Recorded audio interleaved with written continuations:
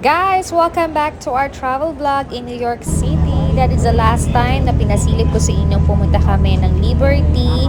Nasakay kami ng cruise or mini boat papunta sa island ng Liberty. After that, nagtawagan na kami ni na Tita Nini. So we have to go to walk-in Grand Central Terminal in New York. Ayan, isang tourist spot pa rin po ang Grand Central Terminal in New York. Ito po yung mga train station sa mga ilalim or tinatawag nilang subway. Ayan. So, I'm so excited kasi most of the time sa movie ko lang sila nakikita. But right now, nasa entrance na po tayo ng Grand Central in New York City. It's good experience. Sa labas pa lang, very classic na yung mga building na dating napapanood ko lang in the Sex and the City.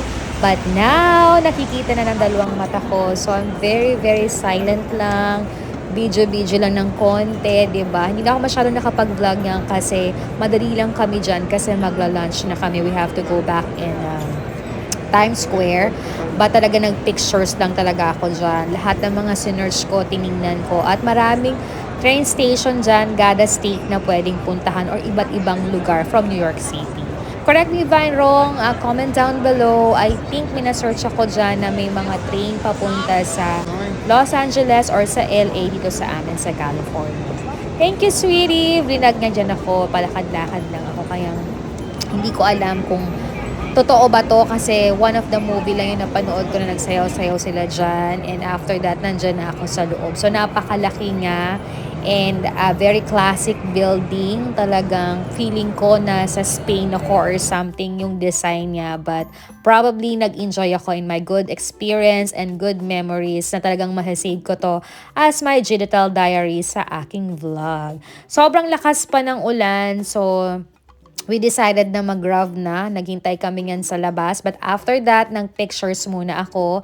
And yung iba mapapanood nyo sa akin sa Facebook, sa Instagram. And I'm planning na mag-print niyan at ilagay sa mga save siya para sa ganun may mga memories pa rin kami. So we take a pictures with Mama, Tita Nini, ang aking husband na si Sweetie.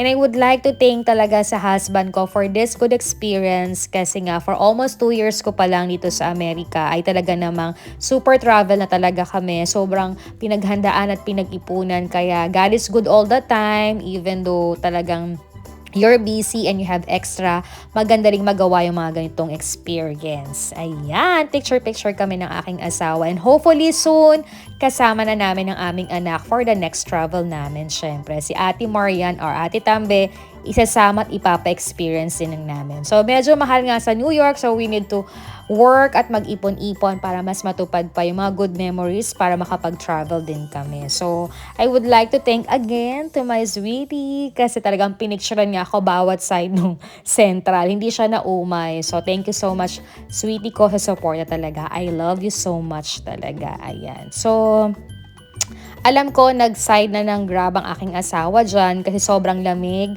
at saka sobrang ulan sa labas. And so we decided na wag na what we call this, maghintay sa labas. Di ba napakaganda ng labas, no? Feeling ko sa pelikula lang napapanood yan. But for me, nakikita ng dalawang mata ko and God is good for experience. So nandito na kami sa Times Square sa loob ng Red Lobster. Malapit lang to sa hotel namin, walking distance. Pero hindi na kami makapag-walking distance kasi nga naulan. So, ayan. Trinit kami ni Tita Nini for lunch. Thank you so much, Tita Nini. Kainin daw namin yung mga gusto namin. Kaya naman talagang umorder kami ng the best. At sobrang nabusog talaga kami sa mga in-orders namin talaga. Sobrang special yung mga food, yung kwentuhan, yung tawanan. It's the best memories talaga with your family. Nai-enjoy nyo ng ganito. Nare-relax talaga kayo. God, it's good all the time for all the blessings na na-receive talaga namin this time. So happy kami kasi pagpasok ng 2024, ito talaga yung bumugan sa amin. So good inspiration na simula ng taon ng maayos, masaya, good health, at saka more love talaga. At pagkakasundo at pag-aalaga sa isa't isa, sa pamilya, sa kaibigan o sino pa man, di ba? Always think positive and happy and enjoyment and good health. Perfect talaga. So ayan si Mama, talagang sobrang kain si Mama ng lobster. Alam ko nagpa-TikTok pa yata si Mama or nagpa-reels niyan. Kaya sobrang nag-enjoy at nagtawanan kami sa oras na yan. So, We take up pictures before we leave in Red Lobster. Medyo naulan yan pero nagpayong na lang kami pa uwi kasi malapit na yung hotel and parang nag-mini shopping pa yata kami dyan ni na mama.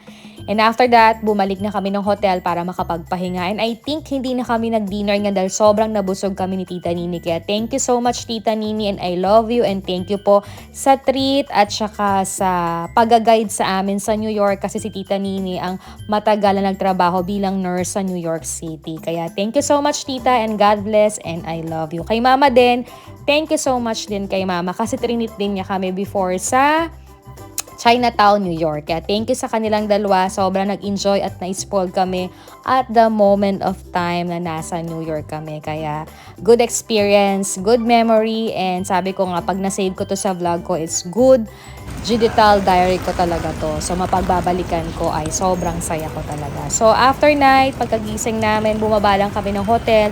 Sobrang lamig, sobrang talagang ulan kasi I think after a few days mag-i-snow na sa New York. So pumunta lang kami ng Krispy Kreme para sa donut at coffee or coke or something bago ulit kami umakyat at natulog na for the next day namin lakad. So guys, thank you for watching my travel vlog in New York. More travel vlogs soon and don't forget to like, to share, to comment, and subscribe our channel. Bye!